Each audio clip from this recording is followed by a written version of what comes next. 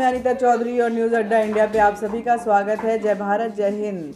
आपको पता है ना कि स्मृति ईरानी की बेटी पर उसके पर्सनल लाइफ पर कमेंट करके कांग्रेस किस तरह से फंसी हुई है और बेइज्जत तो ज़बरदस्त हुई है कांग्रेस की।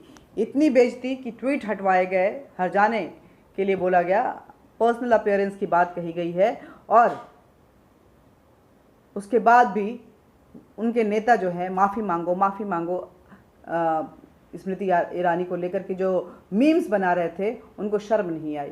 मैं बात कर रही हूँ उनके यूथ लीडर श्रीनिवासन की, जो कि यूथ कांग्रेस के प्रेसिडेंट हैं। उन्होंने जिस तरह से स्मृति ईरानी के उस माफ़ी मांगो जो कि कांग्रेस के द्वारा हमारे राष्ट्रपति द्रौपदी मुर्मू के ऊपर में अभद्र टिप्पणी की गई थी अधीर रंजन की तरफ से, उसको लेकर के उन्होंने डिमांड की थी, उसको लेकर के वो बहुत विचलित हो गए थे। कांग्रेस इतना विचलित हो गई थी कि स्मृति ईरानी के पर्सनल लाइफ में, उनकी फैमिली लाइफ में इंटरफेयर करना शुरू, उनकी बेटी तक को, जो कि कॉलेज स्टूडेंट है, उनको तक नहीं बख्शने के मूड में थी। कांग्रेस ने उनकी बेटी को लेकर के अनाप शनाप झूठे ट्वीट्स किए थे सोशल मीडिया पे, उन्होंने पोस्ट किए थे, जिसके बाद दिल्ली हाई कोर्ट ने ऐसे लताड़ लगाए कांग्रेस की कि कांग्रेस के अकल ठिकाने आ गए। वैसे कांग्रेस के अकल आजकल ठिकाने आ नहीं रहे हैं।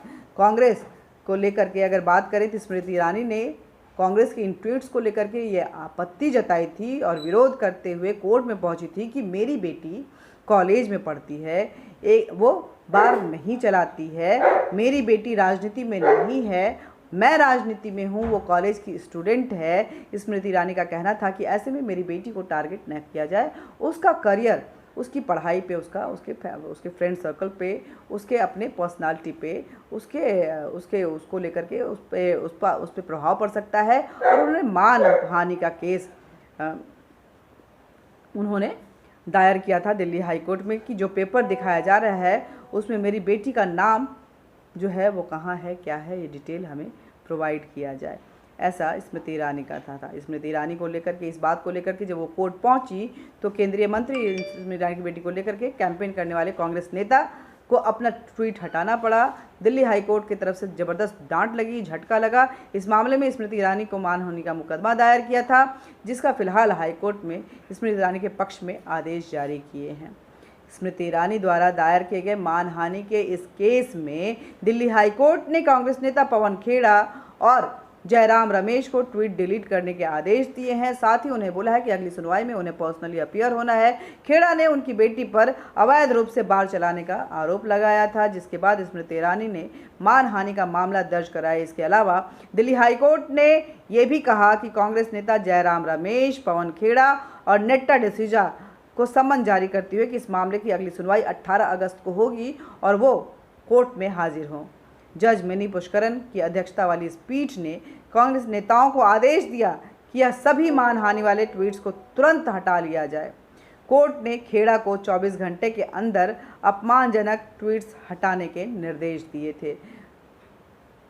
लेकिन स्मृति ईरानी जो हैं वो बोल रही हैं कि ये जो ट्वीट्स हैं वो इतने ख़तरनाक हैं, उनकी बेटी के लाइफ को इतना प्रभावित कर रहा है कि इसके लिए हर्जाना भी ज़रूर मिलना चाहिए। केंद्रीय मंत्री स्मृति ईरानी ने अदालत में अपनी याचिका में कहा है कि उनकी बेटी का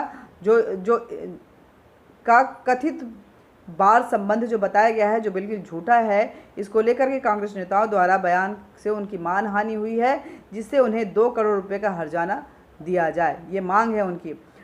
अदालत के आदेश मिलने पर तुरंत जयराम रमेश ने ट्वीट को हटा लिया है। दिल्ली हाई कोर्ट के एक नोटिस जारी किया जिसमें कहा कि हमें स्मृति ईरानी द्वारा दायर मामले की औपचारिक रूप से जवाब देने के लिए वो कोर्ट में हाजिर हों, कोर्ट के सामने तथ्य वो पेश करें। कांग्रेस नेताओं ने क्या आरोप लगाया था ये भी आप जान लीजिए।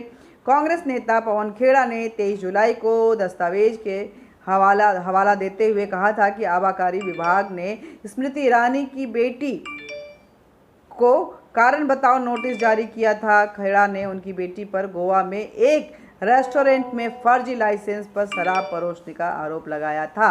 कांग्रेस नेताओं का दावा था कि सूचना के अधिकार के तहत मिले दस्तावेज से यह जानकारी सामने आई है कि स्मृति ईरानी की बेटी गोवा में सिली सोल्स कैफ़े एंड बार नामक रेस्टोरेंट चलाती हैं उसमें शराब बेचने के लिए जिसके नाम पर लाइसेंस का नवीनीकरण कराया गया है, उसकी मौत पिछले साल हो चुकी है। लेकिन स्मृति ईरानी ने इस आरोप का विरोध किया था और बोला था कि मेरी बेटी के नाम कहाँ है, इसमें उस पूरे दस्तावेज सामने पेश किया जाए। जब कोर्ट में ये पूरा मामला पहुंचा तो ट्वीट डिलीट करना पड़ा, सोशल मीडिया पर डाले गए पोस्ट डिलीट करना पड़ा। अब तथ्यात्मक सच बताने के लिए इन सभी नेताओं को 18 अगस्त को कोर्ट में भी हाजिर होना है। जय हिंद, जय भारत। कांग्रेस की इस झूठ फरेब वाली राजनीति को लेकर के, प्रोपागेंडा वाली राजनीति जो जिसमें वो बचकानी हरकतें कर जाते हैं, ये पहला मौका नहीं है कि ये माफ़ी मांगेंगे। ये पहला मौका नहीं है कि ऐसे ट्वीट जो हैं डिलीट किए गए हैं, होते रहते हैं। ऐसे में आप क्या समझते हैं? ज़रूर कमेंट बॉक्स में लिखिएगा। कांग्रेस के इस बदहाली के लिए आखिर कांग्रेस जिम्मेदार है, उनकी ये नीतियाँ जिम्मेदार हैं, उनकी बचकानी हरकतें जिम्मेदार हैं, या वो नेता जो कभी ड्राइंग रूम में बैठकर देश की पॉलिसी को तय करते थे, दरअसल वो राजनीति जानते ही नहीं थे? आपको ऐसा लगता है?